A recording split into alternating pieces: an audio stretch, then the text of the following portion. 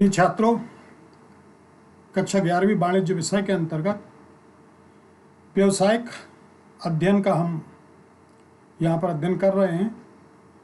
इकाई 2 अध्याय 5 के अंतर्गत कंपनी का निर्माण। अभी यहाँ पर हम इस चैप्टर के अंतर्गत जिन बिंदुओं का अध्ययन करेंगे, इसके पूर्व आप कंपनी के बारे में हम अध्ययन कर चुके हैं, जिसमें हमने जाना था कि कंपनी से आशय क्या है। तो कंपनी एक ऐसा ऐच्छिक संगठन है जिसमें सदस्यों की हस्तांतरणीय पूंजी लगी होती है। अर्थात कंपनी की जो पूंजी है वो छोटे छोटे अंशों में या भागों में विभाजित हो रहती है, और ये पूंजी जो अंश के रूप में है ये कैसी होती है? हस्तांतरणीय होती है। जिनके पास कंपनी के अंश होते हैं, भाग होते हैं, वो कंपनी के स्वामी कहलाते हैं। तो हमने अभी इसके पूर्व कंपनी के अध्याय के अंतर्गत हमने कंपनी की परिभाषा के बारे में जाना था।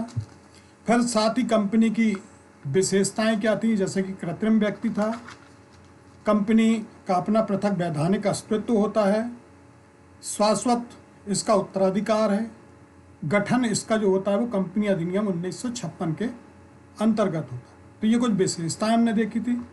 फिर कंपनी के प्रकार देखे थे कि कौन कौन से इसके प्रकार हैं।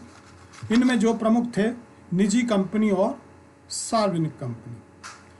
तो निजी कंपनी और सार्वजनिक कंपनी। सार्वजनिक कंपनी वो कंपनी कहलाती थी जिसमें पूंजी जो है हस्तांतरणीय अंशों में आम जनता के रूप में बटी होती है, जबकि निजी कंपनी में जो सदस्य होते हैं उन्हीं सदस्यों की पूंजी इसमें लगी हुई रहती है।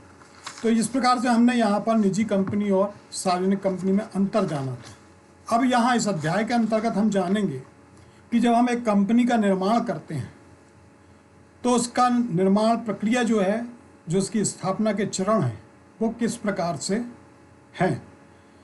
तो सबसे पहला जो इसका चरण है, कंपनी का प्रवर्तन, अर्थात कंपनी के जन्म के बारे में विचार करना, कंपनी के संसाधनों को एकत्रित करना और पूर्ण रूप से कंपनी की स्थापना के संबंध में जांच पड़ताल करना, अनुसंधान करना, ये सब कंपनी के प्रवर्तन के अंतर्गत आता है।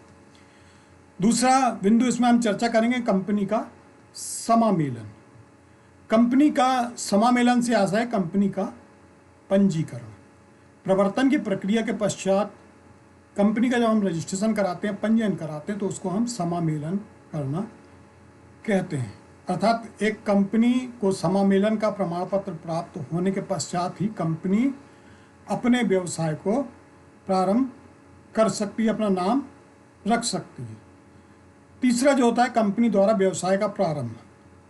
यहाँ पर सार्वजनिक कंपनी की स्थिति में समामेलन का प्रमाण पत्र प्राप्त कर लेने के पश्चात कुछ प्रक्रिया और होती हैं जिसको कंपनी को करना होता है, वो कहलाता है व्यवसाय प्रारंभ करने का प्रमाण पत्र। तो जब तीसरी स्थिति में कंपनी को व्यवसाय प्रारंभ करने का प्रमाण पत्र प्राप्त हो जाता है, तब कंपनी अपने व्यवसाय को पूर्ण रूप से प्रारंभ करती।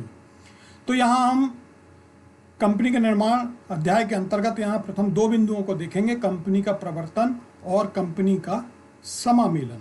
तो प्रवर्तन में हम देखते हैं क्या है प्रवर्तन से आशय, प्रवर्तक कौन है, प्रवर्तक का क्या अर्थ है, कितने प्रकार के प्रवर्तक होते हैं, साथ ही प्रवर्तकों के कार्य क्या हैं, और समामेलन से आशय और समामेलन के चरण। तो यहाँ हम सबसे पहले चर्चा करते हैं कंपनी का निर्माण। चूंकि एक संयुक्त पूंजी वाली कंपनी का एक वैधानिक अस्तित्व होता है, अर्थात कानूनी रूप से ये मान्य होती है। चूंकि हम एकल व्यवसाय में देखते हैं, साझेदारी व्यवसाय में देखते हैं कि उसमें कोई भी कानूनी हस्तक्षेप अधिक नहीं होता, परंतु जब हम कंपनी की स्थापना या निर्माण करते हैं तो उसके लिए हमें एक वैधानिक प्रक्रिया को अपनाना पड़ता है। तो जब हम कंपनी की स्थापना के साथ साथ इसके संचालन के लिए भी हमें वैधानिक औपचारिकताओं को पूरा करना पड़ता है, जो क्रम से चरणबद्ध तरीके से होती है। इस अध्याय में हम कंपनी की स्थापना या निर्माण किस प्रकार से होता है उसका हम अध्ययन जो है निम्न बिंदुओं के आधार पर करेंगे। सबसे पहला जो है कंपनी का प्रवर्तन, जो अभी मैंने आपको बताया। दूसरा कंपनी का समामेलन, और तीसरा कंपनी द्वारा व्यवसाय का प्रारंभ करने का प्रमाण पत्र। तो ये 3 चरण हैं जिसके अंतर्गत कंपनी पूर्ण रूप से वैधानिक अस्तित्व में आ जाती है और अपना व्यवसाय प्रारंभ कर देती है। तो सबसे पहले हम चलते हैं कंपनी का प्रवर्तन क्या कहलाता है, प्रवर्तन से क्या आशय है।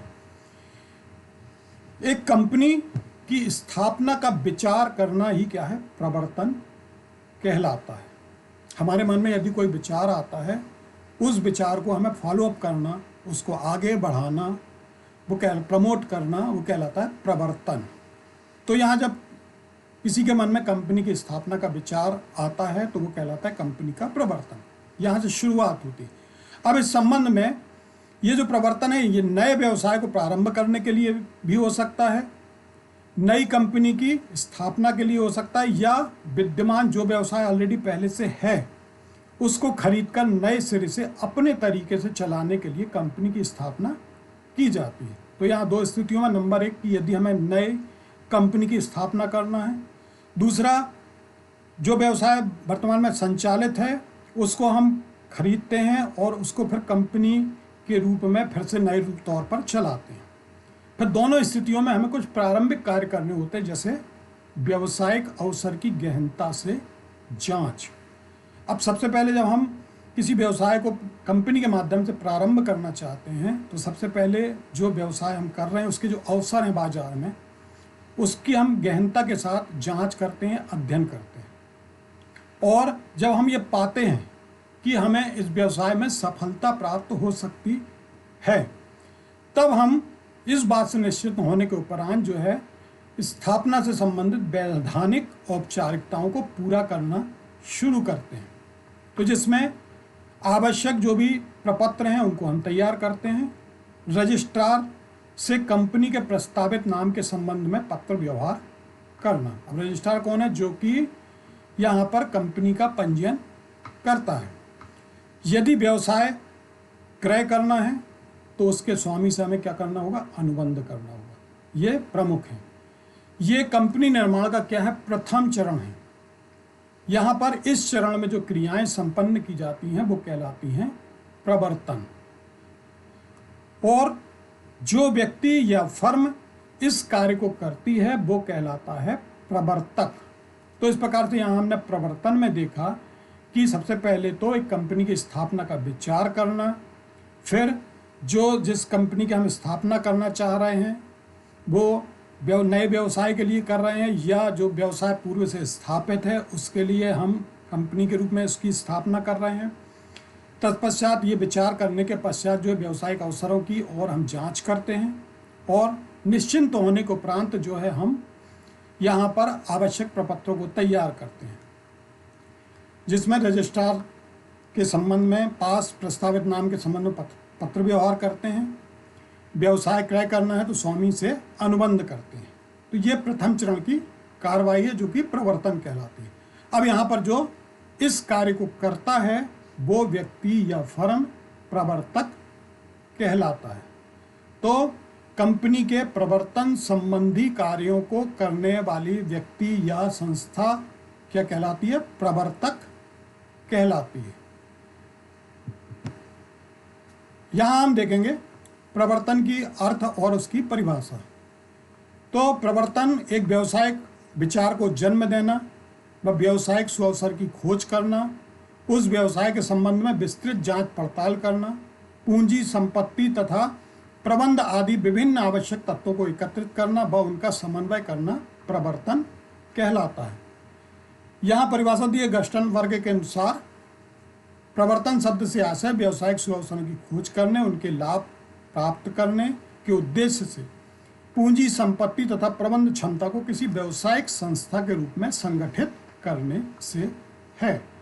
तो यहाँ पर व्यावसायिक अवसर की खोज करना सबसे पहला बिंदु जो इसमें आता है। प्रवर्तन से आशय यहाँ पर व्यावसायिक सुअवसर की खोज करना, फिर उनसे लाभ प्राप्त करने के उद्देश्य से, मतलब जो अवसर हमने खोजा है उस अवसर से हमें लाभ प्राप्त करना है। इस उद्देश्य से हमें पूंजी, संपत्ति और प्रबंध क्षमता को एक व्यवसायिक संस्था के रूप में हमें गठित करना है।